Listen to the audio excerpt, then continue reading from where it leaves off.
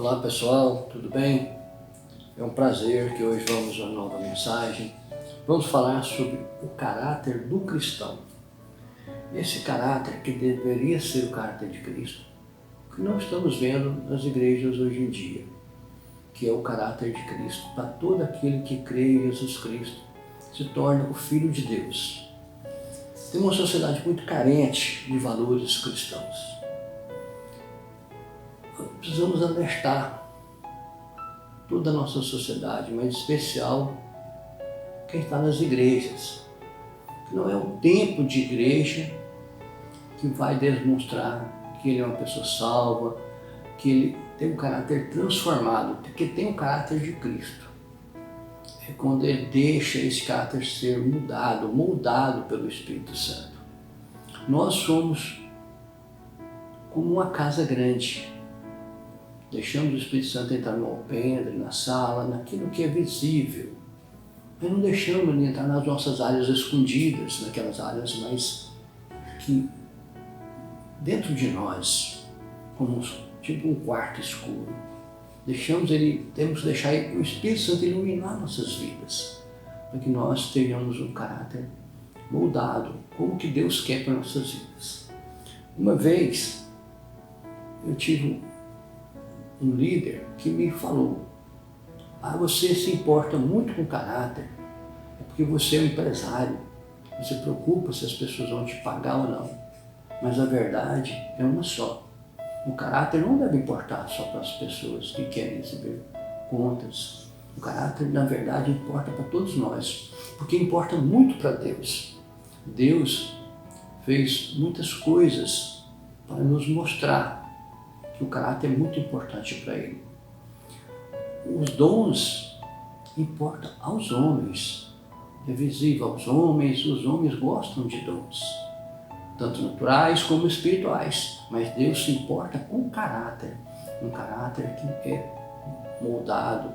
Ele é um processo contínuo para chegarmos à santidade, pelo processo da santificação. Esse caráter nós temos que permitir que o Espírito Santo faça. Não é pelo esforço próprio, mas é para uma forte vontade, desejo de seguir a Deus, um compromisso direto com o Senhor Jesus, que nos deu exemplo, nos mostrou o caminho. Nós podemos afirmar que Deus nos deixou tantos exemplos significativos. Alguns dizem que o caráter é moldado apenas pela dor, ou pela dor principalmente, mas depende de cada um de nós. Se quisermos sermos moldados de boa vontade, facilmente seremos moldados. Mas se não quisermos, quando aceitamos Jesus, cremos na vida dele, em nós, Deus opera em nós. Deus nos deu um exemplo muito claro como ele quer seu povo. Lá na época que os judeus, o povo de Israel, era escravo no Egito, o que aconteceu? Deus queria libertá-los para uma Canaã material, uma Canaã de terras abençoadas, uma terra que manava leite e mel, porque eles eram escravos numa terra estrangeira. Eles viviam realmente, literalmente escravizados, também pelo pecado, mas principalmente as suas pessoas eram dominadas pelo povo Egito. Então Deus tirou eles do Egito através de Moisés. Nos mostra que Deuteronômio, capítulo 8, versículo 2, diz: recordar-te-ás de todo o caminho pelo qual o Senhor, teu Deus, te guiou no deserto esses 40 anos para te humilhar, para te provar, para saber o que estava no teu coração, se guardarias ou não os seus mandamentos. Então o povo passou pelo deserto, que era uma viagem de 40 dias apenas, mas durou 40 anos, porque eles foram duros de coração, duras servis, rebeldes, maldizentes, viram todos os sinais, como as pragas do Egito, a passar do Mar Vermelho, mas não se dobraram, duvidaram na hora que faltava comida, vinha o maná e queria carne, vinha as codornizes, queria água, duvidaram, se rebelaram, mas teve as águas nas pedras de Meribá, Massá, Meribá. E com isso, Deus foi mostrando que Ele podia estar na vida deles, ajudando. Tanto com uma coluna de fogo durante a noite, como uma nuvem durante o dia para os proteger. Os seus sapatos, as suas roupas não se desgastaram durante 40 anos, mas mesmo assim eles duvidaram.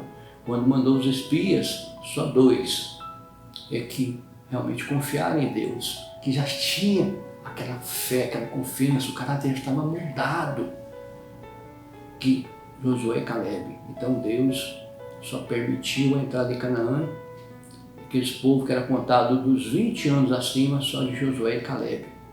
Isso já foi uma prova que Deus disciplinava seu povo. Então o povo dominou Canaã e, passar dos tempos, a história é longa, mas se rebelaram, ficaram pecadores, maldizentes, adorando a ídolos, e Deus deu de novo uma disciplina, um castigo.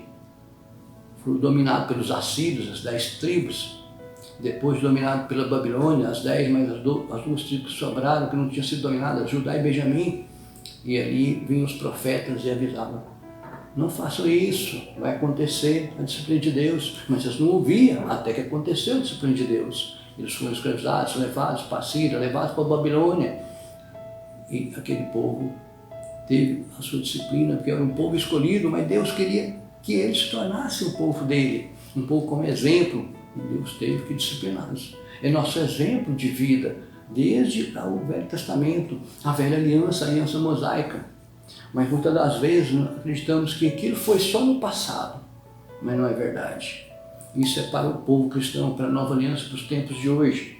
Nós temos em Hebreus como nos ensina como ainda continua o tratamento de Deus para os seus filhos. Agora, quem aceita Jesus se torna filho, e como filho, Deus disciplina mais ainda do que Ele disciplinou aquele seu povo, porque Ele quer um povo consagrado, um povo compromissado com o que é reto, com a humildade, mas amor no coração, bondade de coração.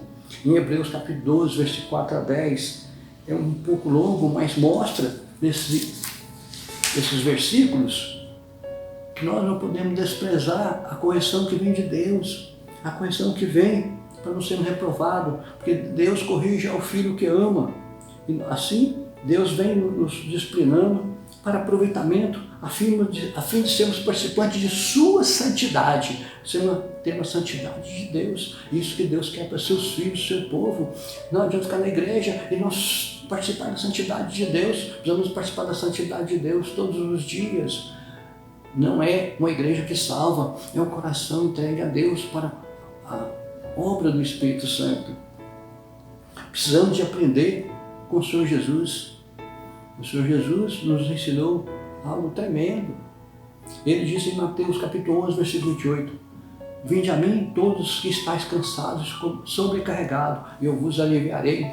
Por que ele disse isso? Quando nós estamos cansados e sobrecarregados, naquela época, quando ele pregou isso, é porque as pessoas, o povo de Deus, o povo judeu, vivia sob o regime da lei. E vivia de aparência, só aquilo que era visto, que eles obedeciam os mandamentos de Deus, só aquilo que era visto, que eles, vamos dizer assim, fazia parecer certo. Tinha imagem certa, principalmente os fariseus, mas eles estavam sobrecarregados porque os fariseus e os sacerdotes tinha, além da lei mosaica, tinha muitas tradições judaicas que eles punham a carga nos ombros das pessoas, e Deus falou assim, vinde a mim, que está sobrecarregado, eu vos aliviarei. Então, Ele quer nos aliviar essa carga. Também, como agora, existem muitas doutrinas farisaicas, muitas coisas que sobrecarregam nossas vidas, que nós temos que ser livres, mas não para pecar. Livres para viver, para ser feliz, para ser agradáveis, ser bons. Muitas das vezes, a pessoa que está, vamos dizer assim, muitos anos na igreja, comete atos pecaminosos, continua a vida pecaminosa porque acredita que não está sendo bem. Vive legalismo, como naquela época, que se torna um peso por aparência. E nós temos que viver de coração. Um coração mudado, transformado. Como Jesus falou em Mateus capítulo 11, versículo 29 a 30, ele fala: tomai sobre vós o meu jugo e aprendei de mim. Tomai sobre vós o meu jugo. O jugo é realmente um compromisso. Aprendei com ele, porque sou manso e humilde de coração. Quantas pessoas estão na igreja e continuam sendo bravos, não se dobram, continuam, vamos dizer assim, sem se converter dos seus maus caminhos, continuam exigentes, duros de coração. Sou manso e humilde de coração. Tenho que aprender com ele. Esse é o caráter de Cristo, ser manso.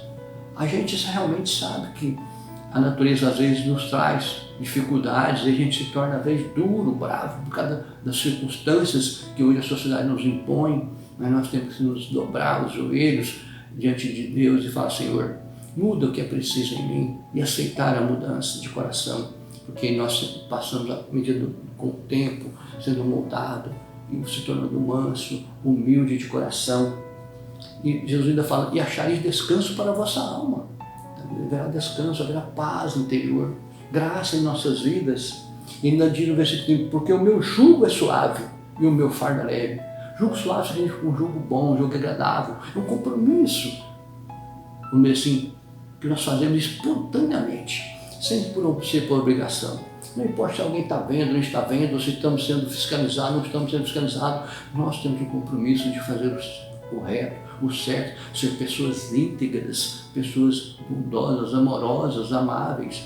E às vezes falhamos, sim, falhamos, todas nós temos nossas pequenas falhas, mas não podemos estar repetindo e achar que somos donos da verdade, ou mentindo e achando que aquilo ali Deus não leva em conta porque ninguém vai ficar sabendo, porque Deus nos mostra através da vida, do testemunho de Jesus, que agora não é legalismo, agora é feito para que nós tenhamos compromisso para com Ele, não para com os homens. Os homens têm que ser aprovados pelo que nós já somos em Deus.